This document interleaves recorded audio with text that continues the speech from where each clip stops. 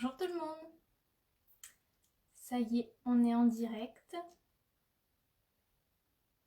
Je vais attendre quelques instants que tout le monde se connecte. Dites-moi pour les premiers arrivés en commentaire si le son est ok, si la vidéo est ok.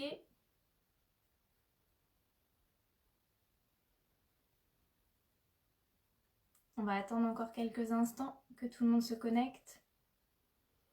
Son ok, vidéo ok. Parfait.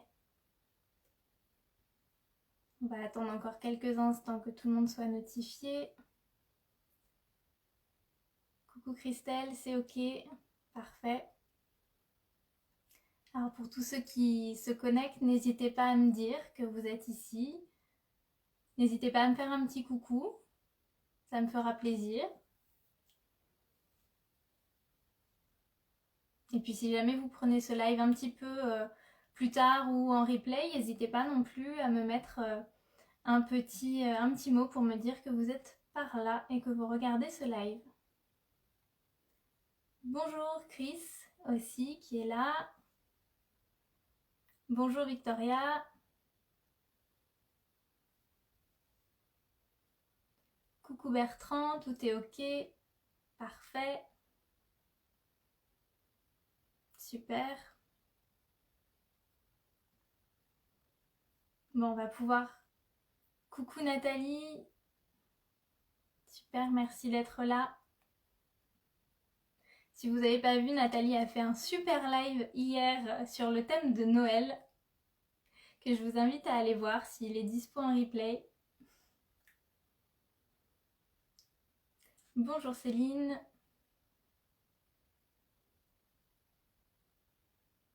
Bon, on va pouvoir commencer tranquillement et puis on nous rejoindra au fur et à mesure. Bon, je suis ravie de faire ce live, pour vous retrouver aujourd'hui pour ce dernier live pendant ce confinement. Je vous avais proposé quelques lives le dimanche sur différents sujets et donc là ça va être le dernier de cette petite série. Peut-être qu'on en fera, que j'en ferai d'autres un petit peu plus tard. En tout cas, aujourd'hui on va parler d'un sujet qui me tient particulièrement à cœur puisque on va parler de la psychologie transpersonnelle et de la spiritualité. Nathalie avait un super look de Mère Noël hier, exactement, c'est ce que... Et elle fait des ventes de minéraux ce soir, donc pour ceux que ça intéresse, n'hésitez pas à aller voir le Facebook de Jolie Zone qui vend de super belles pierres de lithothérapie que je vous invite vraiment à aller découvrir.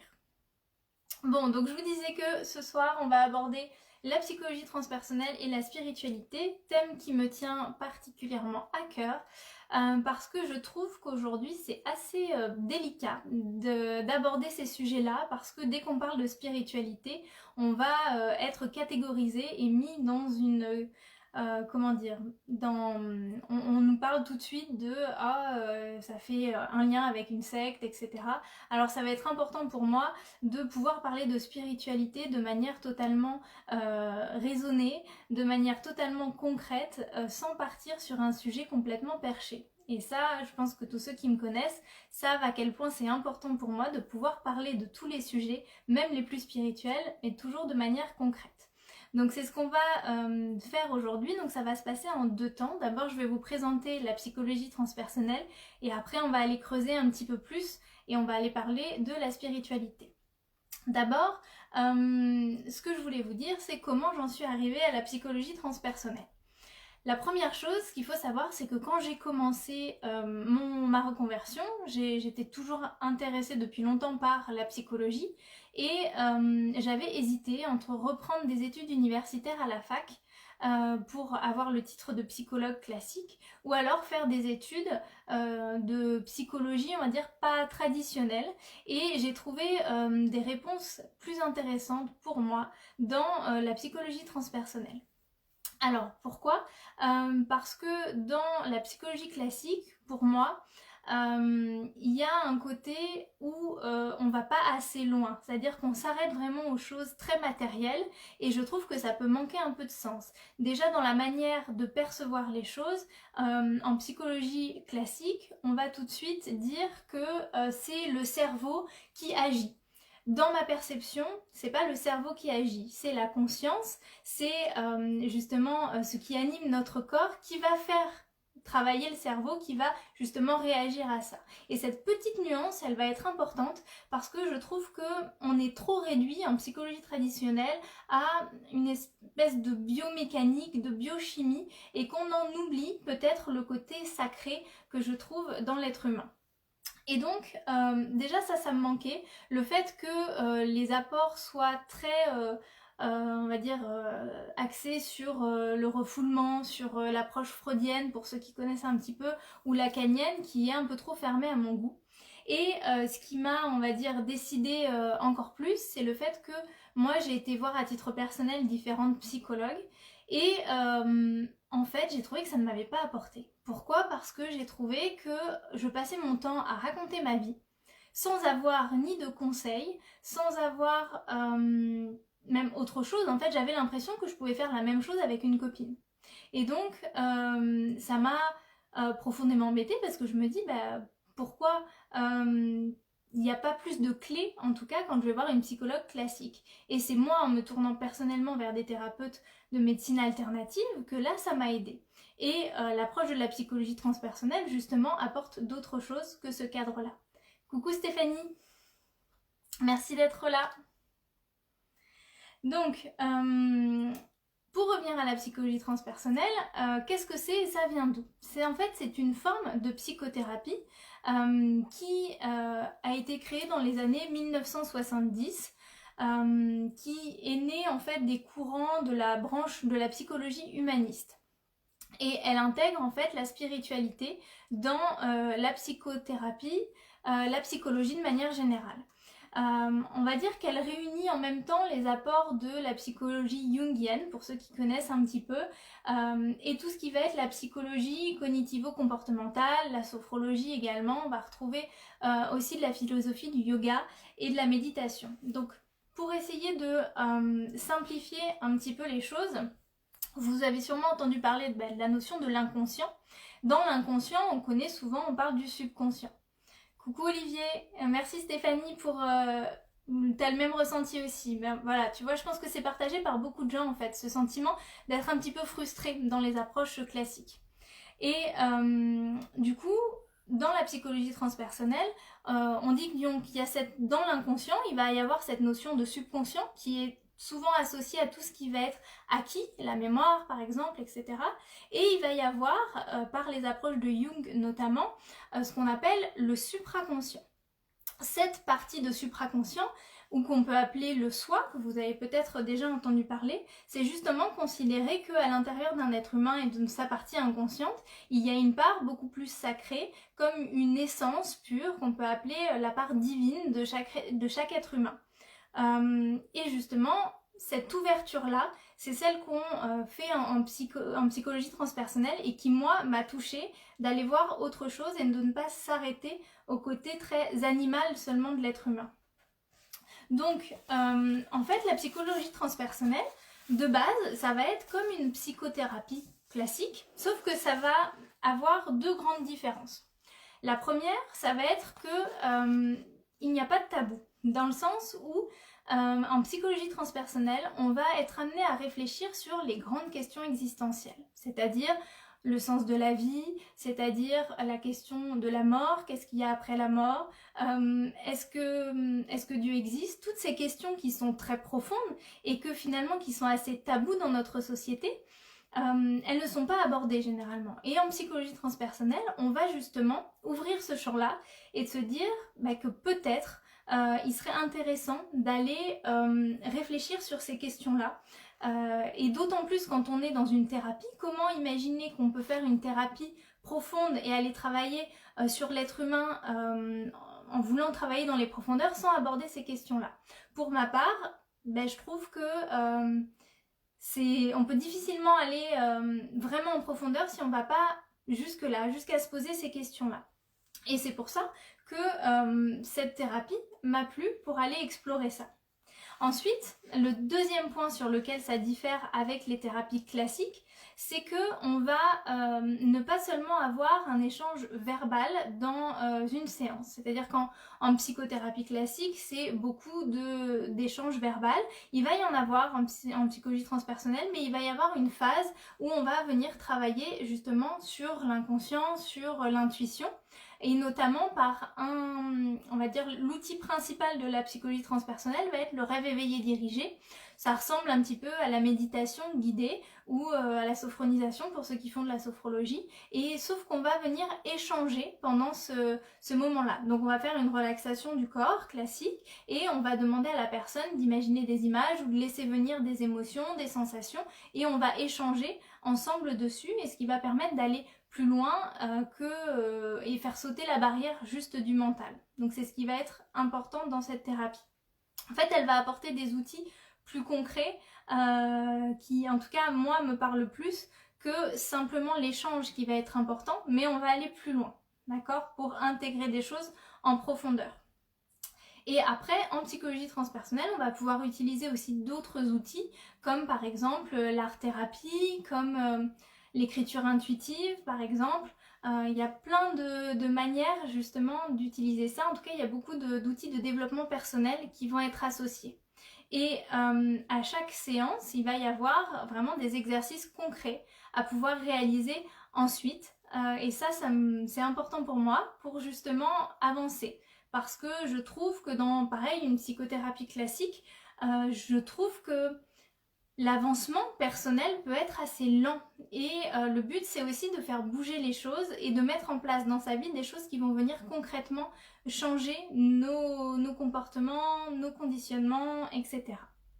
Donc après, dans les accompagnements que je fais en psychologie transpersonnelle, on n'est pas obligé d'aller forcément creuser et explorer totalement le côté spirituel. Mais le thérapeute engagera forcément cette discussion pour que la personne réfléchisse sur ces sujets-là.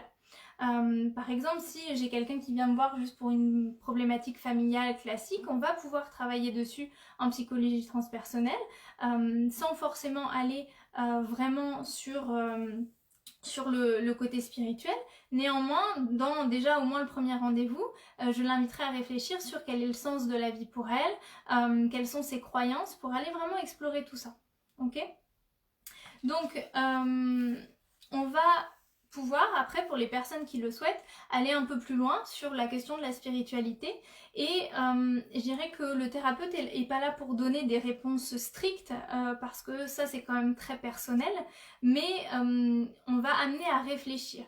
On va amener la personne à trouver ses propres réponses par rapport à ces sujets-là, en apportant justement du raisonnement, pour pousser les choses et pas seulement dire je crois un peu à ça mais je sais pas trop, etc. Donc ça va être important de mettre des mots aussi sur ça. Donc comment se passe une séance en psychologie transpersonnelle? Il va vraiment y avoir deux grands temps, un moment d'échange et ensuite un moment où on va travailler notamment la plupart du temps avec le rêve éveillé dirigé, qui pour moi est l'outil principal que j'utilise en séance. Et ensuite, on va venir échanger sur justement les images, le travail qui s'est fait pendant ce temps-là. Et ensuite, la personne pourra venir travailler sur ça pour la prochaine séance. D'accord ? Donc, généralement, en psychologie transpersonnelle, je vais beaucoup m'adapter en fonction de la problématique de la personne. Mais on peut aller travailler sur quelque chose de bien précis si la personne sait et me dit voilà, j'ai tel problème, donc on va aller creuser là-dessus.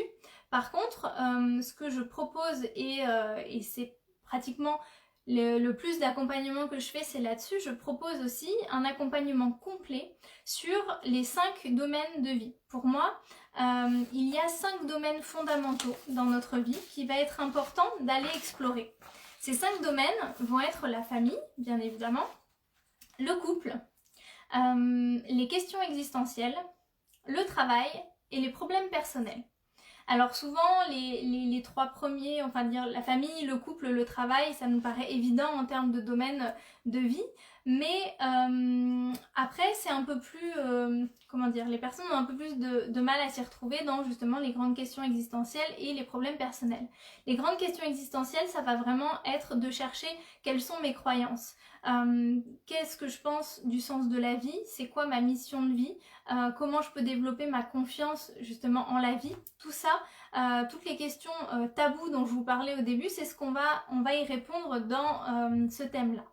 Et enfin, le dernier grand thème pour moi qui sont les problèmes personnels, c'est un thème qui va permettre de venir débloquer tous les freins et les blocages qu'on se met à soi-même.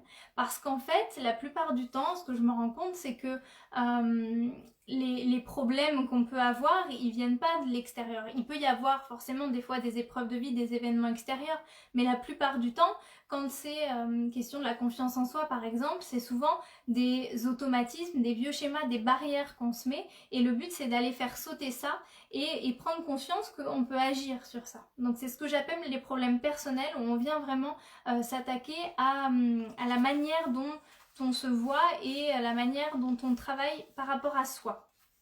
D'accord ?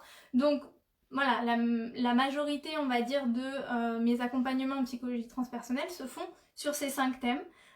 Ces 5 thèmes, on les aborde en 12 séances, voilà, à raison de une fois toutes les 3 semaines à peu près. Mais là, c'est quand on est vraiment sur on va dire un accompagnement complet, mais il peut y avoir aussi un accompagnement spécifique en fonction, bien entendu, des problématiques de la personne. Je vois Stéphanie qui dit « J'aime beaucoup ton approche, chacun est acteur ». Oui, le but c'est ça, c'est que chacun devienne de plus en plus acteur et que on aille explorer aussi tous les domaines de la vie de manière vraiment globale et en profondeur. Voilà. En tout cas, c'est une thérapie, la psychologie transpersonnelle, qui a pour but de donner du sens dans tous les domaines de sa vie et en même temps d'aller développer tous ces potentiels qui ne sont pas, soit dont on n'a pas conscience, soit justement d'aller retrouver ce lien avec son âme, avec la partie de soi qui finalement est bonne et a plein de potentiel et de force et qu'on oublie parfois. Et le but, c'est d'aller justement recréer ce lien entre les deux. Voilà, je ne sais pas si c'est clair, si ça vous donne en tout cas des idées plus concrètes sur ce que c'est que cette thérapie-là. N'hésitez pas à me mettre en commentaire si c'est clair pour vous, si ça vous parle, si vous avez déjà entendu ce genre de thérapie. En tout cas, moi, c'est ce qui m'a le plus parlé et ce que je trouve le plus complet. Et pour moi, c'est la seule qui permet d'associer justement une psychothérapie classique avec une part plus spirituelle. Bertrand qui me dit c'est très clair, super. Merci Bertrand. Donc ce qu'on va faire maintenant, on va progressivement, je vais vous parler un peu plus de spiritualité justement. À quel moment les personnes viennent te voir en général ? Tu veux dire à quel moment de leur vie ? C'est ça Stéphanie, ce que j'entends ? En fait, il n'y a pas vraiment de moment. J'ai aussi bien des personnes qui viennent me voir parce que elles veulent apprendre à mieux se connaître et être plus épanouies dans leur vie, alors qu'elles ont a priori une vie qui se passe plutôt bien et elles veulent justement explorer un peu plus et se sentir plus heureuses, plus épanouies. Et en même temps, il y a sinon les personnes qui sont face à des difficultés ou des problématiques bien spécifiques où on va aller creuser. Par exemple, je sais pas, une problématique familiale. Donc le but c'est d'aller justement les accompagner sur ça. Une problématique de couple, une grosse remise en question dans le travail. Ça peut être des choses très concrètes ou ça peut être aussi des personnes qui simplement sont intéressées par la spiritualité, qui commencent à avoir justement des ressentis, des sensations que le monde est un peu plus grand que ce qu'il n'apparaît et qui ont envie d'aller explorer ces questions-là. Et c'est ce qu'on va faire ensemble. Olivier, c'est clair et merci de m'avoir apporté plus d'infos sur ce sujet. Avec plaisir Olivier, merci d'être là. Nathalie qui dit pédagogue comme toujours, je te remercie Nathalie. Donc Stéphanie qui dit d'accord, donc pas forcément parce qu'il y a un souci. Non, en fait, puis j'ai envie de te dire, même normalement, une psychothérapie classique, t'es pas obligé d'aller voir une psy parce que t'as un problème. Tu peux y aller simplement parce que t'as envie d'être plus épanouie, plus confiante, plus heureuse. Mais c'est vrai que la vision qu'on en a priori est toujours un peu ancrée si tu vas voir un psy c'est que t'es un peu fou. Non, l'idée c'est aussi simplement parce que j'ai envie de me sentir mieux et d'autant plus dans un monde actuellement où il y a quand même pas mal de choses qui se passent qui sont lourdes à porter. On peut avoir simplement envie d'avoir plus d'outils pour se sentir mieux et pouvoir être serein malgré l'environnement un petit peu anxiogène. Donc en psychologie transpersonnelle, on peut vraiment travailler soit sur des problématiques bien spécifiques, soit simplement parce qu'on a envie d'être plus épanoui ou de développer aussi sa spiritualité. Et ce que je trouve justement assez rare, parce que moi la première, quand j'ai toujours été attirée par la spiritualité, mais je ne savais pas vraiment ce que c'était, je ne savais pas comment, et j'aurais aimé à l'époque avoir une thérapie qui me permette de répondre à ces questions-là, d'avoir une personne qui puisse, avec qui je puisse parler librement déjà de ces sujets-là, et qui m'aide à en savoir plus sur ce thème. Stéphanie qui dit oui, c'est côté médical qui ressort souvent, d'où ma question, j'aime beaucoup, on va en avoir des choses à faire là. Oui, c'est ça, exactement. Il va falloir qu'on se voit Stéphanie pour parler de tout ça.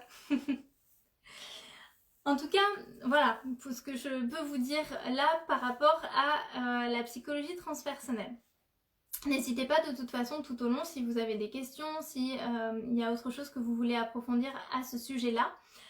Ce dont j'ai envie de vous parler maintenant, c'est qu'on parle un peu plus spiritualité justement, parce que je vous dis que la psychologie transpersonnelle, ça allie psychologie et spiritualité.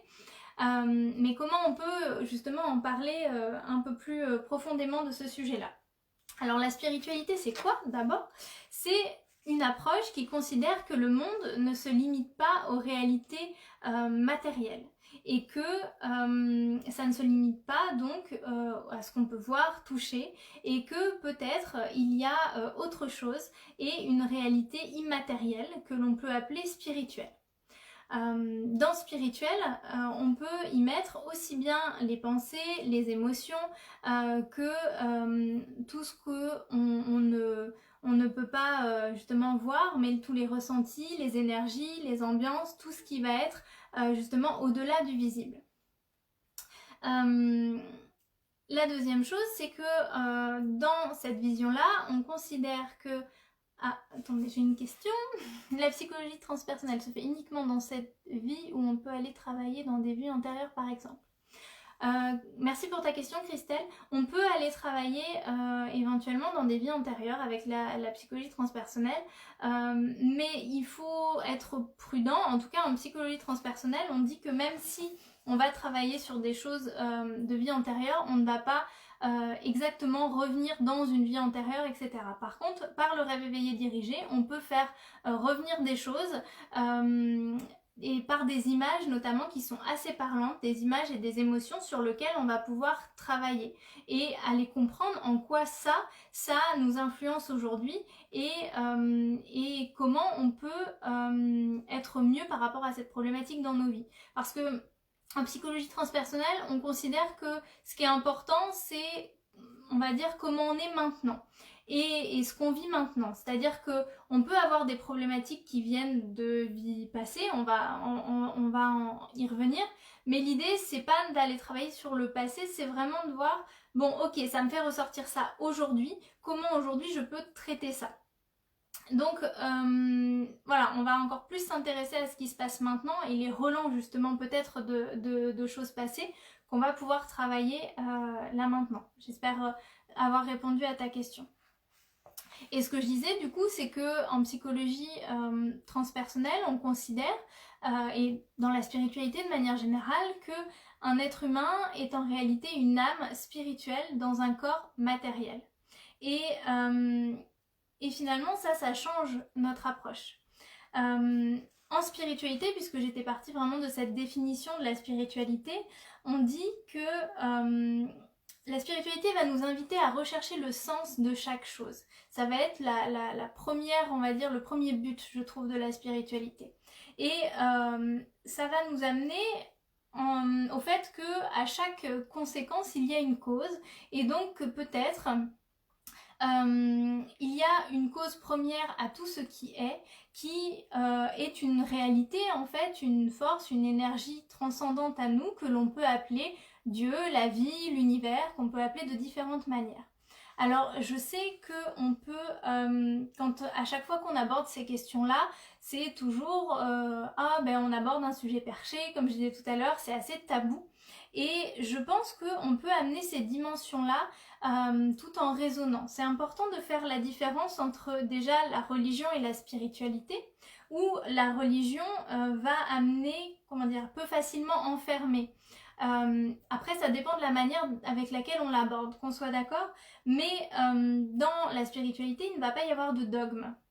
Et on parle même parfois de spiritualité laïque. Bon, ça, c'est un autre sujet, mais en tout cas, en religion, on va croire en quelque chose. Alors qu'en spiritualité, on va penser, on va raisonner, on va réfléchir.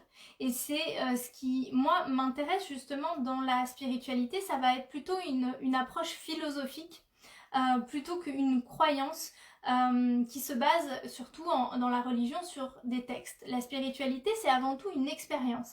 C'est qu'est-ce qu'on va ressentir et comment on va vivre les choses et comment on va pouvoir comprendre par la raison, comment on va pouvoir réfléchir sur ces sujets-là. Et je pense que c'est important de le rappeler aussi parce que là encore, on entend beaucoup de choses sur ces sujets-là. Je vois Céline qui met « Est-ce que ça peut être lié à des douleurs qu'on ressent dans le corps ?» Je pense que tu parlais peut-être des vies antérieures qu'on disait tout à l'heure. Ça dépend. Les douleurs dans le corps peuvent faire écho vraiment à ce qu'on vit ici. J'en avais parlé dans le précédent live et il me semble que tu étais présente. Souvent, les douleurs dans le corps sont assez liées avec ce qu'on vit actuellement. Mais il peut y avoir quand même des liens avec peut-être des choses de vie passée, justement. En tout cas, ça peut être intéressant d'aller creuser ça. Donc, ce que je disais, pour revenir sur cette approche de la spiritualité, moi, celle que je partage, c'est aussi beaucoup le fait que la vie a un sens en réalité et que l'univers est ordonné. Dans les grandes traditions, notamment orientales, il est indiqué que le monde est gouverné par deux grandes lois que l'on peut appeler la loi du dharma et la loi du karma, qui sont fondamentales, je trouve, pour un être humain et pour comprendre le sens de la vie. Le dharma, ça va être la voie vers la réalisation de l'âme. Et le karma, qui vient du sanskrit créer, il nous indique qu'il y a une conséquence, il y a une cause à chaque conséquence et que par conséquent, chaque parole, chaque action et chaque pensée qu'on va avoir une conséquence et une résonance. Et du coup, on va pouvoir actualiser son karma en permanence en fonction de la manière dont on va se positionner dans sa vie. C'est pas la notion du karma fataliste comme on peut entendre parfois qui nous dit que c'est mon karma, il va m'arriver ça. Non, parce que le karma s'actualise en permanence et que si on décide d'avoir une attitude juste, une pensée juste, une parole juste, le karma sera forcément positif dans ce qu'on va développer un petit peu plus tard dans sa vie, dans les prochaines, etc. Donc voilà, ces deux notions de dharma et de karma vont être importantes et très liées parce qu'en fait, comment je sais si je suis sur la voie du dharma, c'est parce que je vais avoir un karma positif. Un karma positif va me dire que je suis sur la bonne voie. Un karma négatif va être justement quelque chose qui me dit attention, t'es pas sur la bonne voie. Et ça, c'est intéressant aussi parce que ça nous permet de relativiser sur la souffrance humaine. La souffrance humaine, en réalité, elle est, comme on l'avait vu un petit peu sur les émotions la dernière fois, elle est une indication. Elle n'est pas là simplement pour être de la souffrance, pour être de la douleur, etc. Elle est vraiment là pour dire attention, tu n'es pas complètement sur la voie, ta propre voie, celle de ton âme. Parce que ce qui se passe, et souvent dans nos problématiques, c'est que humainement, on veut des choses, on croit que c'est bon pour nous, et que en fait, la partie à l'intérieur de nous plus spirituelle, notre âme, elle veut autre chose, parce qu'elle sait que pour le bien de notre évolution, de notre âme, eh bien peut-être que c'est pas exactement ça qu'il nous faut. Alors que même si des fois ça nous paraît difficile, pour nous, c'est peut-être quelque chose justement pour le mieux, pour nous. Alors je remonte un petit peu dans vos commentaires. Céline, oui, on peut travailler les douleurs corporelles avec la psychologie transpersonnelle, tout à fait, j'en avais un petit peu parlé dans le live précédent. On peut vraiment aller justement se concentrer sur la douleur, le ressentir, voir à quoi ça peut faire écho pour essayer de comprendre son sens totalement. Stéphanie qui dit pour en avoir vécu l'expérience, oui, mais comme dit Angélique, l'important c'est de s'en servir pour notre vie actuelle. Exactement. Et Stéphanie qui dit j'aurais eu un sacré mauvais karma. Bah oui, c'est vrai qu'après on peut se dire que voilà, c'est important de relativiser sur ces questions-là et de comprendre quel est le vrai sens du karma et du dharma. Ça va être important. Qu'est-ce que je voulais vous dire d'autre ?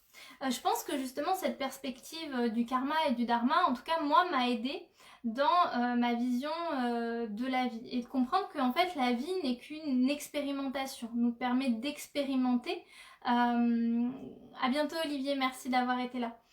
Que ces notions-là, la vie en fait voilà, nous permet de réaliser une expérience pour comprendre des choses et pour à chaque fois évoluer et que les choses parfois difficiles que l'on peut vivre, ça peut aussi être des résultantes peut-être de vie passée parce que on considère avec cette vision orientale que justement cette âme dont on a parlé, on est avant tout un corps matériel avec une âme spirituelle et cette âme elle va justement rester après la mort et elle ne meurt jamais cette âme et elle va donc retrouver un nouveau corps et on dit qu'on a des vies passées et des vies futures et que justement on est toujours sur une dynamique d'évolution et que le but va être progressivement d'arriver à incarner totalement son âme et d'arriver à justement la vivre complètement dans son quotidien.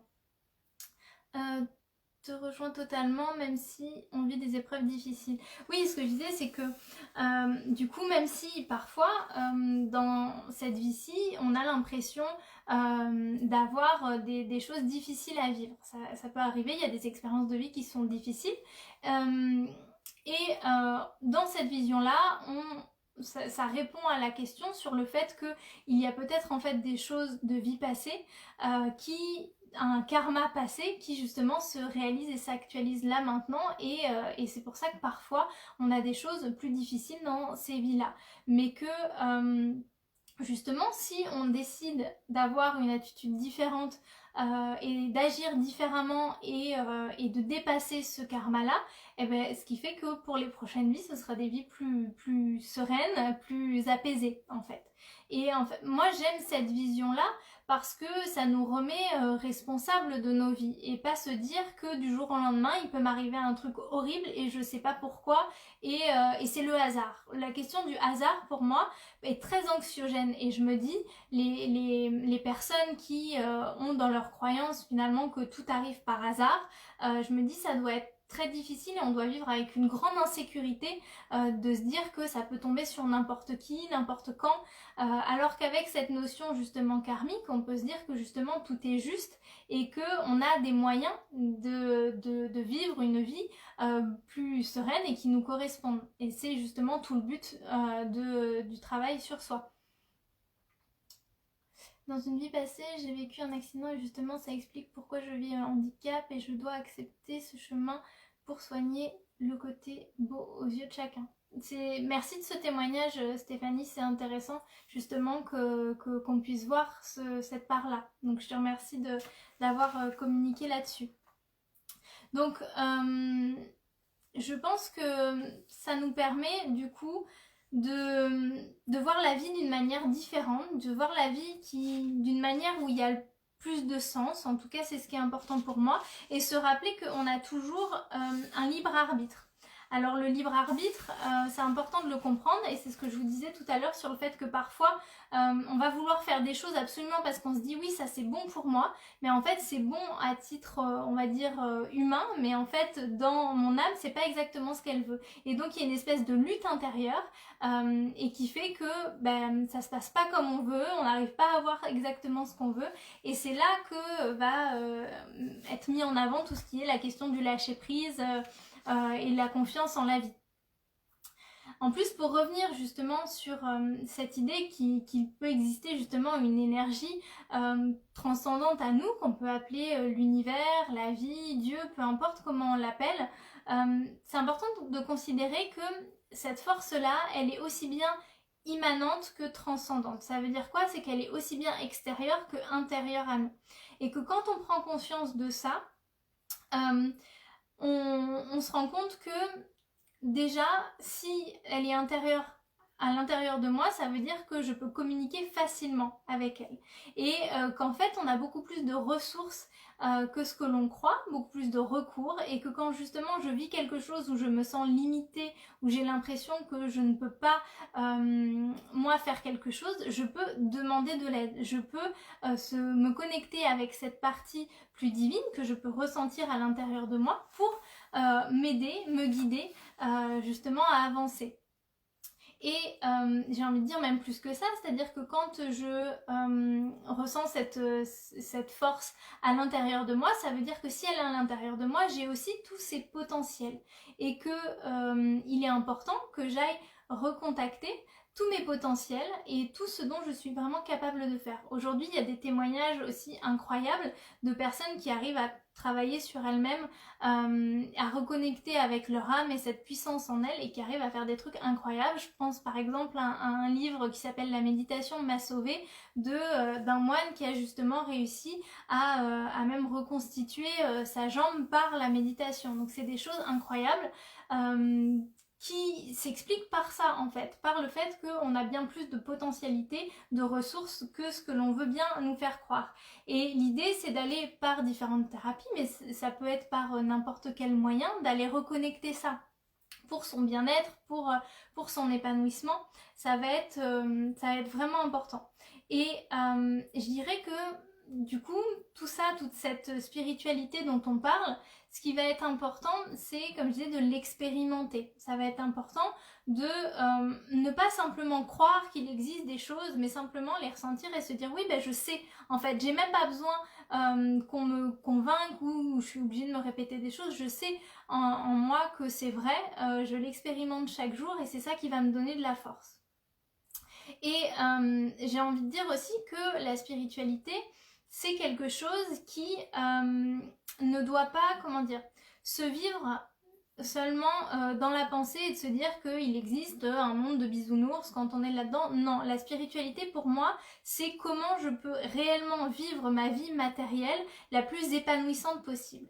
Quand j'arrive à incarner ma spiritualité, et le but c'est ça, c'est d'arriver à être vraiment qui je suis, à être connectée avec mon âme et avec cette force transcendante, à ce moment-là, je vis une vie quotidienne, concrète et matérielle beaucoup plus paisible et beaucoup plus heureuse.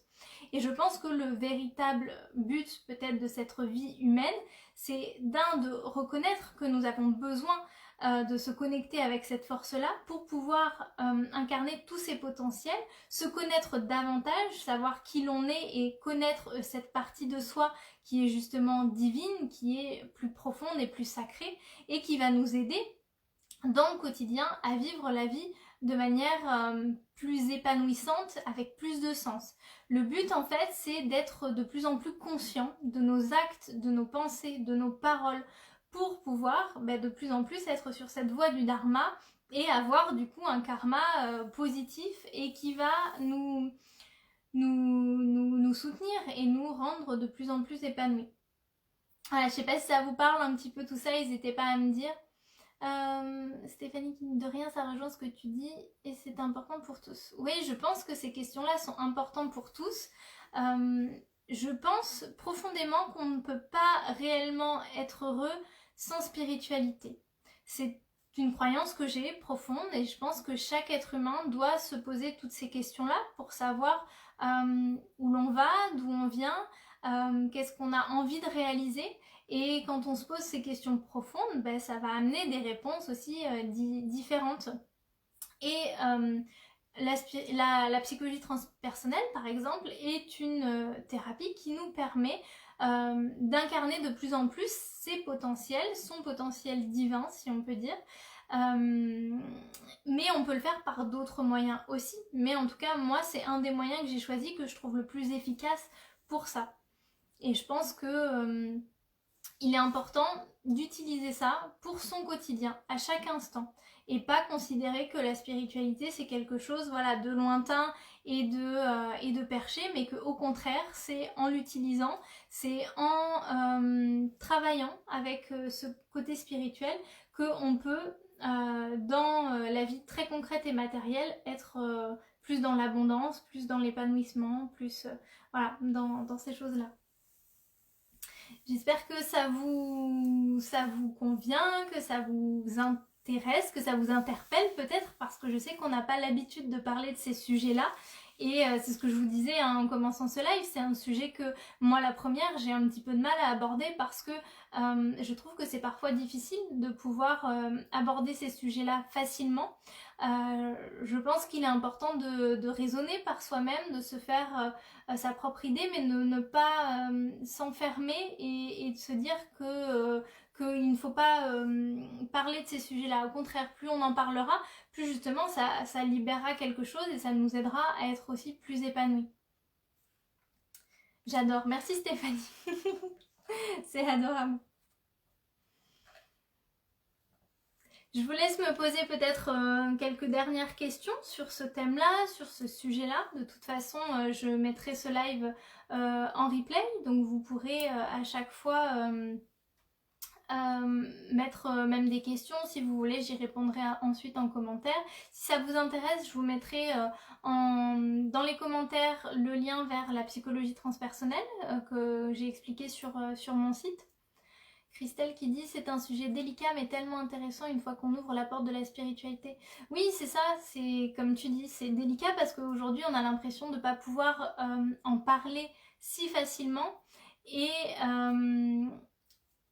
en même temps, dès qu'on en parle, souvent les gens, ça fait un bien fou parce qu'on se dit ah oui en fait je suis pas tout seul à penser que finalement on n'est pas cloisonné à quelque chose de matériel et qu'on peut avoir une vision plus globale des choses, plus inspirée et qui va nous aider parce que le but c'est ça, c'est que ça va nous aider aussi dans notre quotidien. Magali qui dit « Merveilleux de voir qu'on peut sortir d'une école de commerce et d'avoir avancé dans la vie vers une telle maturité spirituelle. Comment as-tu eu le déclic ?» Merci pour cette question Magali et pour ce retour-là. Écoute, en fait j'ai toujours été attirée par ça. Quand j'étais déjà ado, tout ça me passionnait. Je me suis toujours posé pas mal de questions sur la mort, sur quel est le sens de la vie. Et en fait, c'était très difficile d'avoir des réponses à ça. Et heureusement, j'avais des parents qui étaient assez ouverts sur ces questions-là et avec qui on pouvait parler de ces sujets-là facilement. Je suis en plus tombée dans une famille catholique, chrétienne, et du coup, ça m'a envie d'explorer ces questions-là. Mais pendant tout un temps, je me suis complètement fermée à ça parce qu'il y avait beaucoup de choses dans la religion qui m'exaspérait complètement, où je me disais mais c'est pas possible, si on parle, si le Dieu dont on parle existe vraiment, pour moi c'est un Dieu d'amour et c'est pas un Dieu de punition comme on peut le voir souvent dans la religion, notamment chrétienne. Et j'ai voulu justement expérimenter petit à petit ces questions-là en allant voir différents thérapeutes à qui j'ai pu poser des questions. Mais ce qui a été vraiment le déclic, c'est quand j'ai découvert la psychologie transpersonnelle parce que enfin j'ai pu en parler, enfin j'ai pu mettre des mots, enfin j'ai pu raisonner, enfin j'ai pu me dire que je pouvais par moi-même démontrer en fait l'existence de mes croyances et pas seulement juste penser et croire que ça pouvait exister, mais simplement le ressentir, y réfléchir et même le démontrer, en tout cas avoir une véritable démonstration philosophique en parlant de la philosophie qui m'a permis d'avoir ces déclics-là et en me renseignant sur les diverses approches. Je pense que ce qui est important aussi, c'est d'observer un petit peu toutes les traditions, toutes les religions, parce que je trouve qu'il y a du bon dans chacune. Et après se dire, bah, qu'est-ce qui me plaît à moi, qu'est-ce qui me fait le plus écho. Et moi, c'est ce que j'ai fait. Je me suis dit, ah ben tiens, ça c'est intéressant, ça m'intéresse moins, etc., etc. Par exemple, j'adore la philosophie bouddhiste, mais je trouve qu'il y a une problématique fondamentale dans cette philosophie-là, c'est la négation de soi. C'est le principe de la vacuité, que tout est vide et que quelque part, je ne dois plus rien ressentir et je ne dois plus exister. Ça, pour moi, ce n'est pas valide. Enfin, c'est pas en tout cas juste quand on va creuser ces questions-là. Mais par contre, toute la question de l'éveil spirituel et de la manière dont ils décrivent la spiritualité et d'arriver à l'éveil me parle beaucoup. Mais j'ai été prendre, on va dire, dans ces différentes philosophies, ce qui m'a semblé juste ou pas. Et je pense qu'il faut vraiment se poser toujours la question de qu'est-ce qui est juste, qu'est-ce qui me parle et développer sa réflexion. Et c'est ce que j'ai fait et c'est la psychologie transpersonnelle qui m'a aidée en tout cas à ça. Bon, désolée, je pars dans des explications, voilà, mais ça a été tout un chemin pour moi. Plus on va en parler, plus les gens oseront, car il y a des côtés fous qui fait peur, en fait, souvent.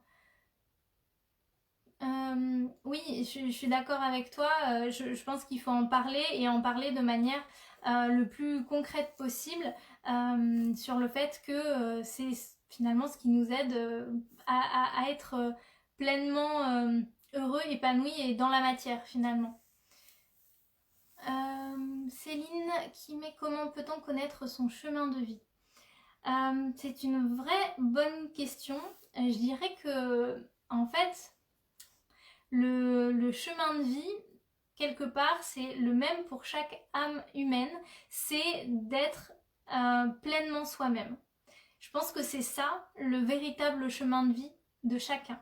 Mais par contre, en allant explorer et incarner réellement qui l'on est, on va avoir tous des différences, une unicité, une manière, une originalité qui fait que, quelque part, ce monde a besoin de nous. Le monde a besoin de chaque individu que l'on est dans son unicité, dans sa différence. Et je pense que c'est ça, le vrai chemin de vie. Après, il y a des manières de le travailler, de l'aborder. Et peut-être après que tu veux parler aussi de la mission de vie.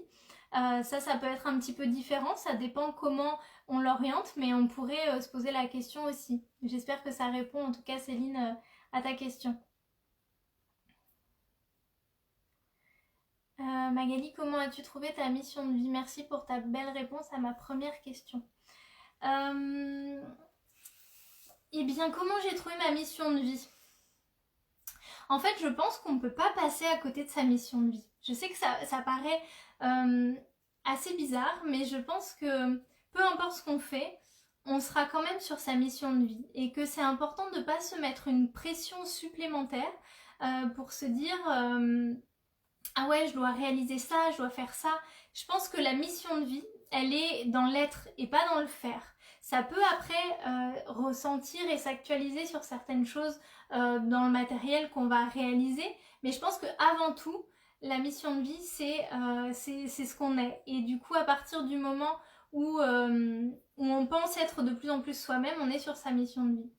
Et du coup, je pense que je suis en chemin vers ma mission de vie. Je pense que aujourd'hui, et notamment en faisant ce live, j'incarne de plus en plus qui j'ai envie d'être en fait et qui au fond je suis. Voilà, et j'essaye à chaque instant de toujours aller me connaître davantage, d'enlever les couches de conditionnement de l'éducation, de l'environnement dans lequel j'ai vécu, des vies passées, pour de plus en plus laisser mon âme s'exprimer à l'intérieur de moi. Et je pense que chacun, c'est le chemin que chacun doit faire. Alors Céline dit, ce n'est pas relié au thème astral. Alors Alors c'est un peu différent avec la notion de thème astral parce que le thème astral va nous donner des potentialités de naissance. Et du coup, on va dire c'est une partie.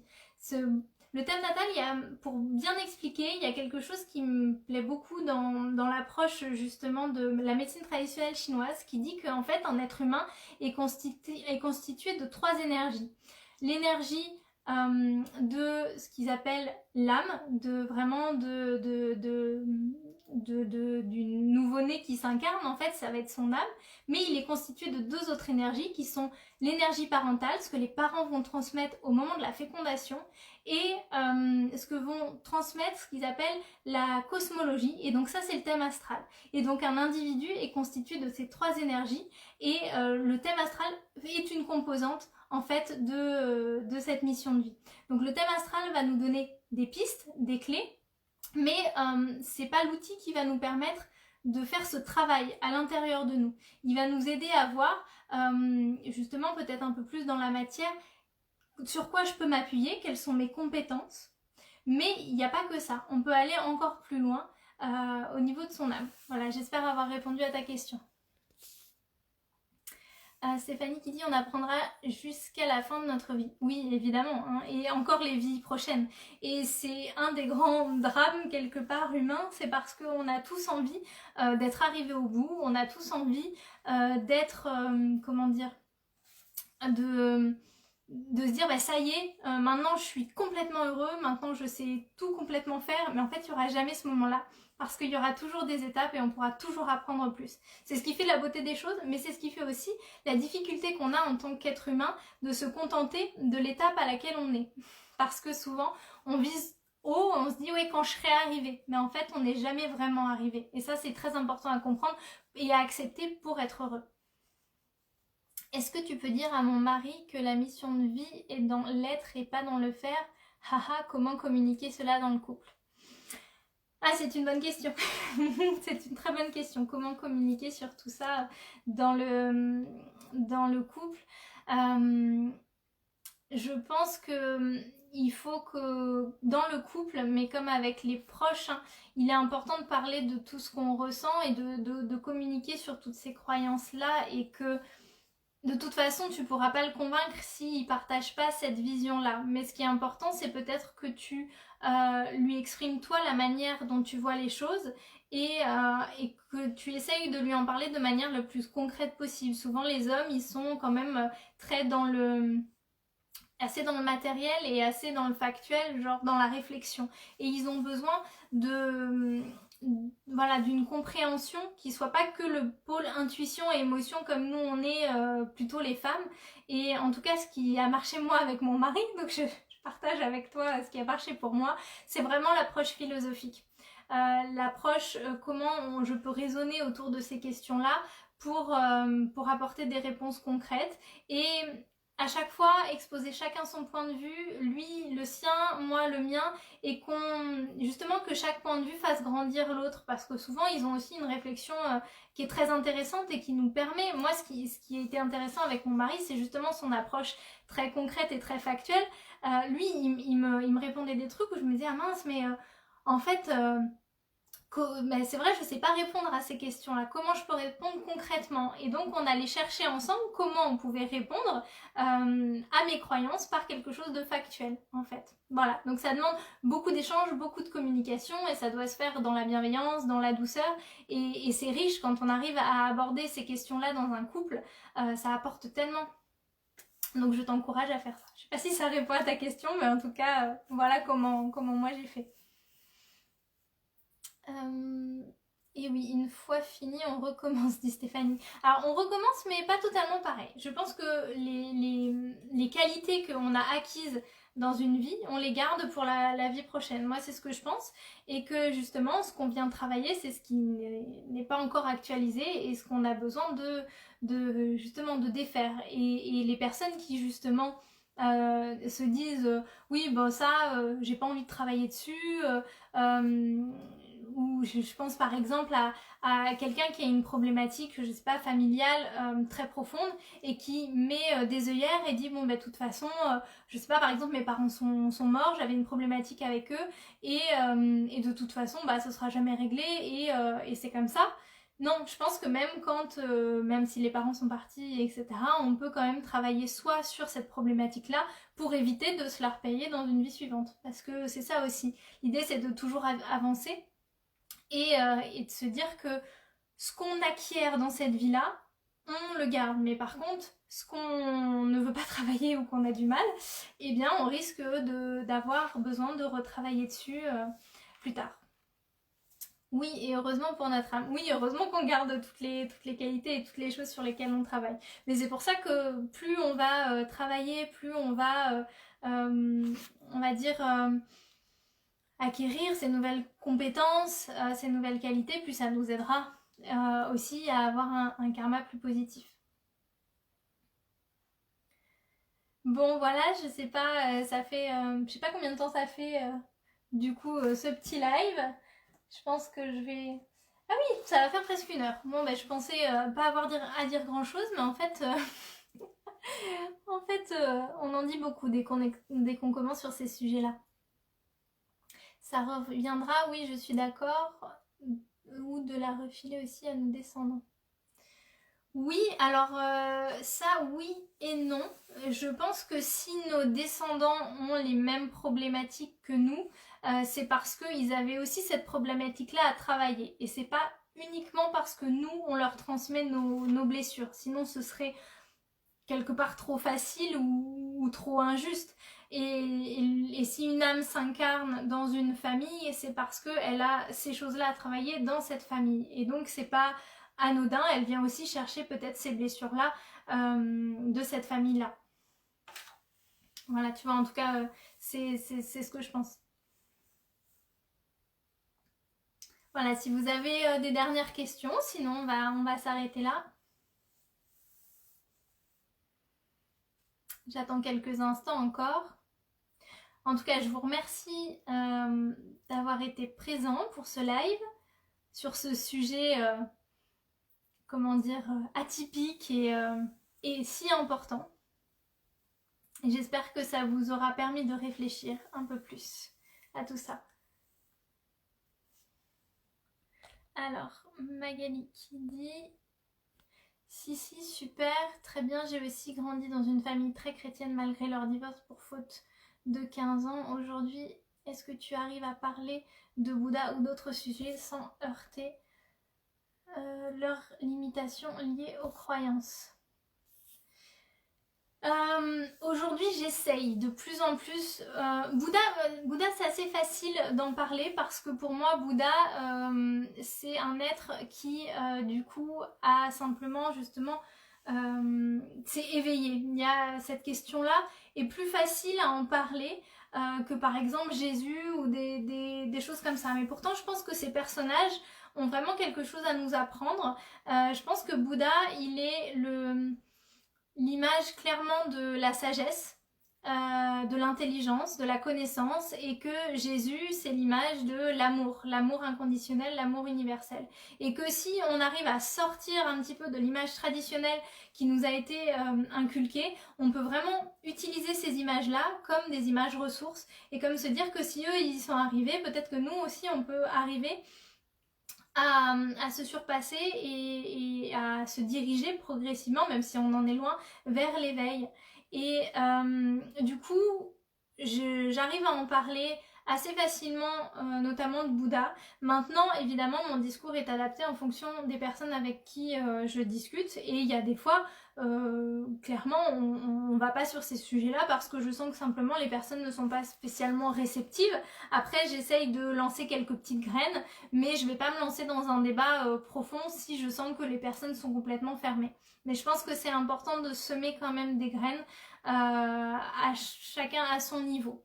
Et accepter aussi que les autres aient un avis différent et et de comprendre que c'est ok aussi et que finalement peut-être que c'est nous qui nous trompons. Après tout, on n'en sait rien. Ce qui est important, c'est de respecter la vie de chacun et de semer des graines et de pouvoir communiquer un petit peu quand même de sa vision des choses, parce que on a tendance, et moi la première, surtout avant, à ne pas parler de ces choses-là, parce que ça se fait pas, parce que tout de suite on va croire que je suis perchée. Ça me faisait le cas aussi avec l'astrologie au début, quand je disais que j'étais astrologue, je voyais bien les regards, les premières réactions des gens, et ce que je comprends, parce que moi aussi, avant, l'image que j'en avais n'était pas la bonne.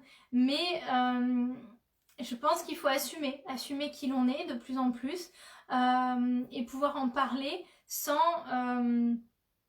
voilà, sans en faire trop non plus, mais juste semer des petites graines.